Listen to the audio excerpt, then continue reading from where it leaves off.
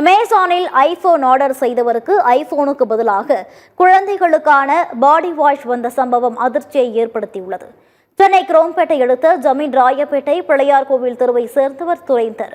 இவர் கடந்த மாதம் 25ஆம் தேதி அமேசான் ஆப் மூலம் ஆன்லைனில் 53,100 ரூபாய் பணம் செலுத்தி ஐபோன் ஆர்டர் செய்துள்ளார். அடுத்த நாள் டெலிவரி ஆகும் என தெரிவித்திருந்த நிலையில் ஒரு நாள் கழித்து தாமதமாக பார்சல் வீடு தேடி வந்துள்ளது. இதையடுத்து டெலிவரி ஊழியர் முன்னிலையிலேயே பார்சலை பிரித்து பார்த்தபோது அதில் ஐபோனிற்கு பதிலாக குழந்தைகளுக்கான பாடி வாஷ் இருந்துள்ளது. இதனை கண்டு அதிர்ச்சியடைந்த வாடிக்கையாளர் சம்பந்தப்பட்ட நிறுவனத்திற்கு பொருளை திருப்பி அனுப்பியுள்ளார். ஆனால் அந்நிறுவனம் பணத்தை திருப்பி அளிக்கவில்லை என தெரிகிறது.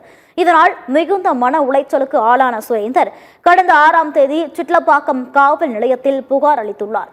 இது தொடர்பாக போலீசார் விசாரணை மேற்கொண்டு வருகின்றனர். அது கம்ப்ளைண்ட் ரைஸ் பண்ணலாமா? பிரிக்கிறதுக்கு முன்னாடி வீடியோ எடுத்து என்ன பண்ணிக்கலாம். ஏன்னா உள்ள ஓபன்ல இருக்கு ப்ரோ, ஐபோன் இது. அவர் போயிட்டாரு, அவர் கால் பண்ணு.